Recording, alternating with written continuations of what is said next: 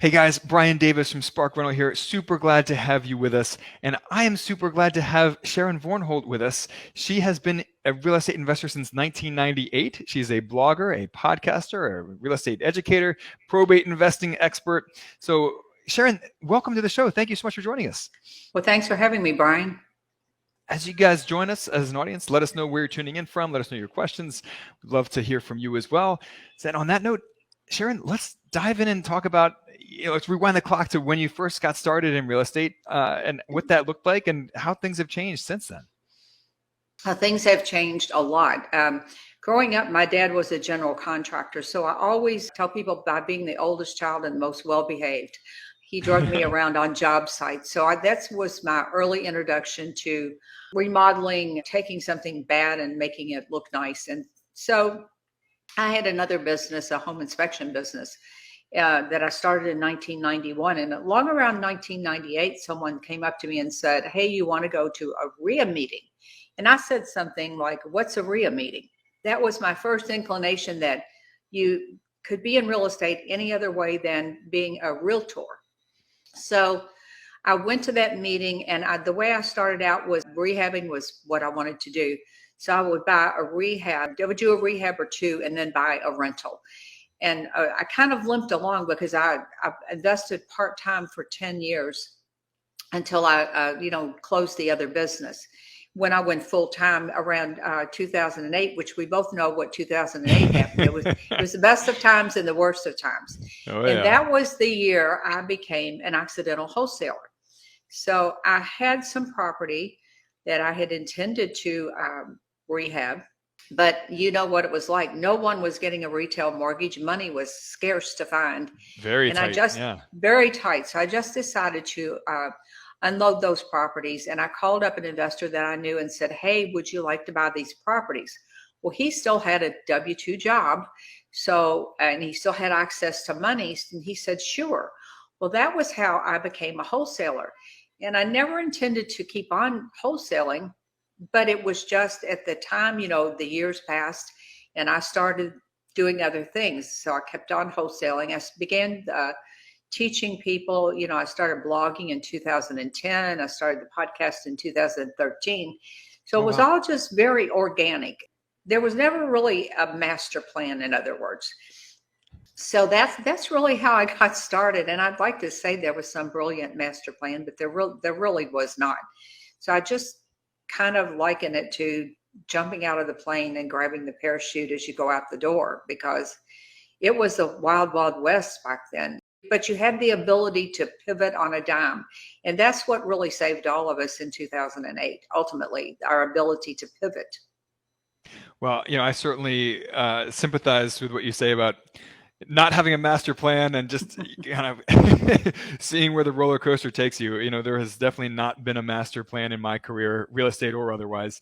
It's definitely been a meandering road, but a fun one as well. Yeah. And it is fun to be exposed to so many different sides of the real estate Mhm. business, and especially the real estate investing business. I love how you've flipped houses and bought rentals and wholesaled properties and been an inspector. Yeah, it sounds like you have definitely been around the real estate block, as it were. So how have things changed for you since the Great Recession and the housing crisis? So how did you go on to evolve from there? Well, we talked about this a little bit before the show. A lot of people took a beating during that time, and we learned a lot about what we thought was good cash flow wasn't really so much good cash flow, Oh yeah, and I took a about, beating. yeah. And so in properties, maybe the type of property we were thinking was a good property wasn't really what we wanted to end up with. So I think I started to rethink every aspect of my business. And along the way, I always worked off market deals, mainly because I just did not want to get in there and scrap around with thousands of agents and investors on the MLS. I told somebody one day, I said it was really maybe being kind of lazy, but it was just so much easier. So that's when I found probates, and I started to focus on those because it's the cycle of life. The people will pass away, they will have estates, and many of them also have rental property. And oftentimes these properties have been neglected. The family doesn't want all these rental properties. I mean, how many people do you know in your family that goes, "Oh, Brian's crazy. I don't want any rental property." All of them. So all of them. So that's the way it is in estates. These people go, "What am I going to do? I've got this property it's got a new furnace, a new roof, and it's got orange shade carpet and green appliances in it. What am I going to do with this property?" So maybe it's been updated. I mean, it's been updated as far as the major systems, but cosmetically it hasn't been updated, and nobody wants to put their money into it. They can't list it on the MLS. And then they say, and Uncle Arthur has 10 of those dumpy houses over there. So it was a unique opportunity for someone that's willing to talk to an actual seller. And the thing that I love about this time period in history is with the baby boomers. Those are people born between 1946 and 1964. They are turning 77 this year, the oldest of those baby boomers. Well, the average lifespan in the US is 79 years old. Now, not to say that all those people are going to pass away. That's not what's going to happen. But this demographic of people currently hold about 50% of the wealth in this country. That's not a fact that many people really know. So if you stop and think about it for a minute, there are a lot of opportunities here for people. They have the wealth, they have the ability to buy property, and where people used to turn 70, 75, and they'd go into a nursing home, they don't do that today. They decide to buy another property. They are actually upgrading their property, which is kind of a phenomenal thing, but it leaves a big hole in the market for people that want to invest. Now, people that own a lot of they own maybe multifamilies, maybe they're tired of fooling with those multifamily properties. So there is just so much opportunity, because a quarter of all occupied homes are expected to become available in the next 2 decades as baby boomers opt out of, they age out of this time period. So it's a time of great opportunity for real estate investors. Well, that makes total sense to me. On every level, you've got people who are going to pass away owning their own primary residences, and potentially owning rental properties to boot that their children and heirs don't actually want. So, to your point, we're going to have this huge flood of real estate hit the market, as baby boomers pass away over the next few decades. So you've sold me on the premise here. But how do the actual mechanics of probate investing work? Well, it's really pretty simple. The silver tsunami, as it's called, they're going to dump an estimated 20 million single family homes just from baby boomers. That doesn't include, other types of property in the next decade or two. So this process, people say, oh, it's really difficult. There's so many pieces. I don't understand the legality of it. Guess what? You don't have to understand any of that. That's why God made probate attorneys. You don't have to understand the only reason that. So you don't need to understand that. But what you do need to understand is the basic process, which is the same in almost every state with a few nuances among different states. So someone passes away. The estate is opened, usually by the person who knows they're going to be in charge. Maybe they know they're the executor, but the estate is opened, and the court actually formally says, okay, you are the executor of this estate. Or if there was no will, if there's a will, it's called testate. And the person is named. Like your parents would say, Brian is the most responsible person in the family, so we're going to make him executor. If they haven't done that, if they don't have a will, then the court's going to appoint the next logical person. If it's a spouse or a child, they have kind of a hierarchy of how they do that, but they'll take care of that. And guess what then? The next step is that the property can be sold. So all the assets in the estate are sold. Now, this happens really pretty early on, and this includes any rental property, any personal property or real property that this person owns will be converted to cash. Because the next step in this process is that the creditors get paid. Now, the creditors could be anybody they owe money to, any outstanding mortgages on their properties. It could be, They have credit card debt. Maybe they have hospital bills, nursing home bills, Sure. whatever the debts are. So the estate is opened, the assets in the estate are sold, the creditors are paid, and then and only then do the heirs get what's coming to them. So the heirs are very motivated. But I want you to go back to this whole dilemma is they don't know what to do. They don't want this property. They just want it gone. And that's the very important role that investors play in all of this. Investors truly are their saviors in all of this. If the property can't just be listed straight away on the MLS because it's a nice property, it's going to be sold to an investor. So there is a huge amount of opportunity. So, as a real estate investor, how do you go about finding these deals? Do you send like direct mail campaigns to executors as they get announced? Do you network with Yes. probate attorneys? I mean, so how do you go about doing this? Yes, you hit it right on the nail on the head. Once the estate is opened, and this could be anywhere from a couple of weeks to 8, 10 months, 12 months down the road, understand that the family has to get ready to deal with all of this. So in most cases, it's simply because it's overwhelming. But once the estate is open, those folks are raising their hand and they're saying, I'm ready to sell the property. I'm ready to move forward with the settling of this estate. Now, you cannot buy the property until, remember when we talked about the executor or the court appoints an administrator, that person is the decision maker. They're the ones that can legally sell the house. So there's no getting there first. For the love of God, don't work obituaries because number one, you can't buy the house. There are people that actually do that. But you don't have the information you need to send direct mail to these folks. So my golden rule is mail everyone every month so long as the house is available. That will generally, the time span will vary. Some will take longer, but 14 months, maybe 15 months, it's over and done with. So you're not mailing to these folks for years. But the thing from a strictly business perspective is that you get a set of leads this month. You get a set of leads next month, the month after that. It truly is a never-ending source of leads for your business where you get the opportunity to help someone through unarguably one of the worst times in their life. And they are so grateful when you can help them. Yeah, so that makes perfect sense. So, it's public record, right? The executor of these estates. Is there like a paid service that you use that makes this information more easily available, or do you go on the state websites to look up executors? How do you find executors? I wish I could tell you there was a magic button. I wish there was a magic button. There are over 3,300 counties in the United States, and each one of them is different.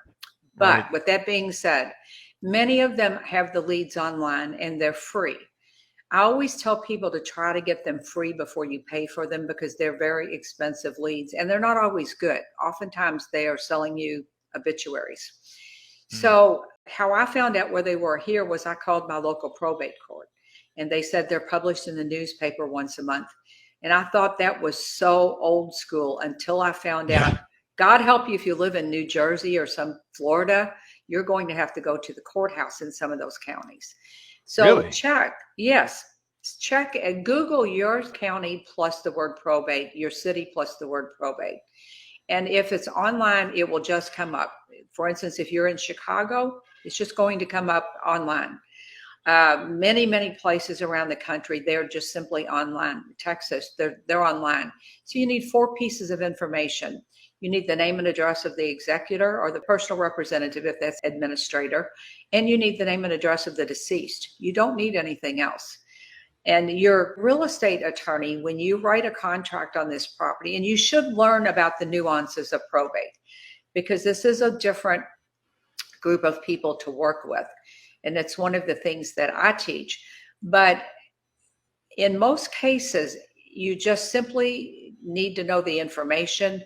You need to know a little bit of the common terminology, and then you need to get committed to outsourcing your direct mail campaigns and mail everybody every month.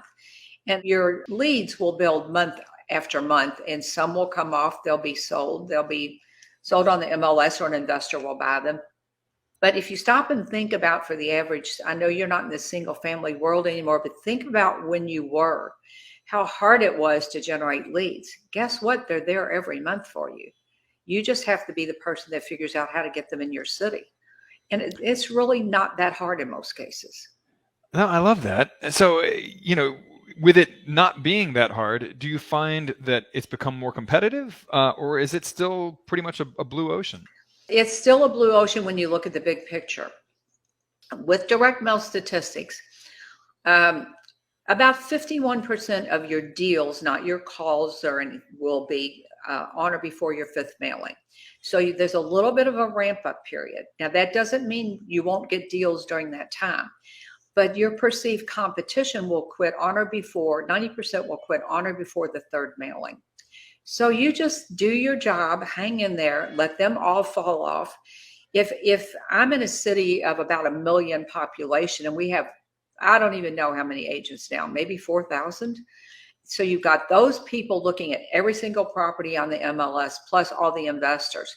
If you have 20 people that are sending letters for a probate property after a couple of months, that's a lot. I would tell you it's probably more like 10 or 15. So that, Gotcha. yeah, I don't know. Is there competition? Sure. Are there a bunch of letters going out in the first month or two? Yes. Do they follow the process? No, not most of them. They don't. All right. And do you try to reach out to executors in other ways as well, such as by email or social media, or do you just stick with direct mail? You stick with direct mail because I like to tell people somebody's mama died. They do not want you to call them. They don't want you to text them, and they don't want you to knock on their door. Send them a direct mail letter, like a white computer generated letter that says, "Dear Brian, I'm contacting you about this particular property." So it should be a personalized mail merge letter. Then once they have called you, then yes, you can follow up in all the other different ways. But that initial contact, it's very hurtful to them when people skip over the step that they've suffered a loss. No, that makes perfect sense. That given this type of investing, you do need to bring a certain level of sensitivity to the table. Yeah. in Well, approaching leads. that's true. But the thing I want you to know is these people genuinely want our help. And they're just people like you and me. You just talk to them like people. Trust me, they're not going to bring up their father's horrible passing. They're never going to talk about that. They just want to be done. They want to move on with their life. And so they're there to talk about the property. Yeah, and it makes total sense that executors, they have busy lives, they have a full-time job in most cases, they have families and social lives and other commitments, and this is just something extra that they have to deal with on the side. So if you can offer them a quick and easy and painless exit to expedite that process, it makes total sense that they would be on board with that. So you mentioned that you have a process that you teach around this. So if people want to learn about your process and learn more about probate property investing in general, how can people connect with you? How can people learn more about what you guys are doing with this? Well, they can go over to the blog, the Louisville Gals Real Estate blog. I have a link off of there to the podcast, which is Let's Talk Real Estate Investing. Of course, you can get that wherever you get your podcasts. But I have a ton of free content created since 2010. But I also have a course, my signature course called Probate Investing Simplified. Like any other investment that you make in a mentor or a program, this will shave years off your learning curve. And it'll show you the easy path to do this. Well, I certainly appreciate that. As someone who, as we were talking about before, in my 20s, I was too arrogant to go get help and get mentorship, and it cost me quite a pretty penny. So, I definitely believe that no matter what niche you pursue as a real estate investor, go find someone who has succeeded in that niche and get them to teach you, so you don't have to make all those expensive mistakes for yourself. So, Sharon, this has been so much fun. Do you have any parting piece of advice or words of wisdom for our audience before we wrap things up? Yes, I think if you can specialize in something, I would say be about mastery, whether that is multifamily, single family, or something. I believe in niching down, of making your mark and become really good at something. Then if you want to move on, that's fine. But don't be a jack of all trades. Be a person who has mastered something. And I do believe that off-market deals are a unique way to generate leads, all types of off-market deals.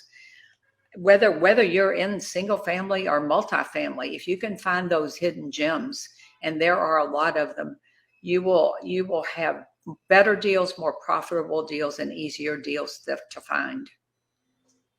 Yeah, those are great words of advice. If you don't niche down, there's going to be someone else who does and becomes an expert and will inevitably beat you in that arena. So, Sharon, thank you again for coming on the show. We really appreciate it.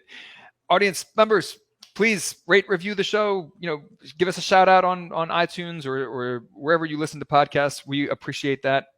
And we will catch you next Tuesday, 2 p.m. Eastern, 11 a.m. Pacific. I'll catch you on the flip side.